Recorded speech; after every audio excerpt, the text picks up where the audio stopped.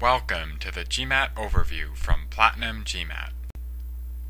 In the next few minutes, I will talk about 4 issues that surround the GMAT and business school admissions. First, I will discuss the GMAT's importance and relevance in the business school application process. Second, I will touch on the GMAT's format. Third, I will discuss the GMAT's score breakdown. Fourth, I will suggest a study timeline for GMAT preparation. The GMAT is one of 3 important factors in your business school application. These factors are 1. Your work background, which consists of your job experience and other leadership positions. 2. Your application essays and recommendation letters. 3. Your academic background, which consists of your undergraduate education and GMAT score. In evaluating your GMAT score, the admissions committee will look at it within the context of your entire application and the particularities of the school. For students wishing to attend a top 20 MBA program, there are 2 major score thresholds. First, crossing 650 is extremely important for admissions at a Tier 1 school. Although these MBA programs admit students each year with lower GMAT scores, your chances of admission fall considerably if your score lies below this threshold. The second important score threshold is 700. And students with a score of 700 or greater should not be concerned about their GMAT score. While on the topic of the GMAT score, it should be noted that multiple studies show that the strongest predictor of academic success in the MBA curriculum is your GMAT quantitative score. For the record, the strongest predictor of success in the post-MBA work world is the extent of your pre-MBA leadership experience. Your GMAT score is also important if you are seeking merit-based scholarship money. In this case, the higher your score, the greater your chances are of receiving financial aid. For students with a low undergraduate GPA or minimal work experience who wish to attend a Tier 1 school, the GMAT score is especially important as it can mitigate other weaknesses. The GMAT is broken down into 3 parts: the analytical writing, quantitative, and verbal sections. Within the analytical writing assessment, commonly known as the AWA, test takers must write 2 essays, one pertaining to the evaluation of an argument, and the other pertaining to the analysis of an issue.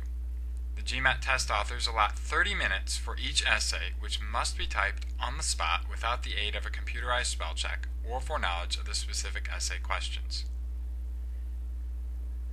After the AWA section comes a short break, which is followed by the quantitative section. The quantitative section features 2 types of questions: problem solving and data sufficiency. The former is nearly identical to the mathematics questions that the SAT and ACT have historically asked. However, the latter question type, namely data sufficiency, is unique to the GMAT. This problem type asks a question and provides 2 statements of data. Your task is to determine whether the data provided is sufficient to solve the question definitively. After answering 37 questions for a total of 75 minutes, you may take a second break. The final section of the GMAT centers around verbal content and consists of 3 intermingled question types. First, the GMAT asks sentence correction questions that test your knowledge of English grammar. Although the content is similar to that which has historically been tested on the ACT English section, the format is quite different. 2. The GMAT asks reading comprehension questions. These questions follow a passage of science, history, or business and test your understanding of the passage. 3. The GMAT asks critical reasoning questions that test your ability to think logically. This question type consists of a short statement followed by a question that requires logical reasoning skills to answer. These questions are quite similar to those that have historically appeared on the logical reasoning section of the LSAT. The GMAT score that is most commonly spoken of is technically known as the composite score. This number ranges from 200 to 800 and is based upon your 2 subsection scores, one from the verbal section and another from the quantitative section. These subsection scores range from 0 to 60. Although the AWA section receives a score from 0 to 6, this number is not included in the composite score or the 2 subsection scores. Further, it does not play a substantial role in how the MBA admissions officers view your application profile. In general, it is important to score a 4 or better, but scoring a 6 is certainly not necessary. The GMAT score breakdown is such that 450 is about the 25th percentile, 540 is about the 50th percentile, 620 is about the 75th percentile, and 690 is about the 90th percentile. It should be noted that subsection percentiles do not necessarily or indeed usually correspond with composite score percentiles.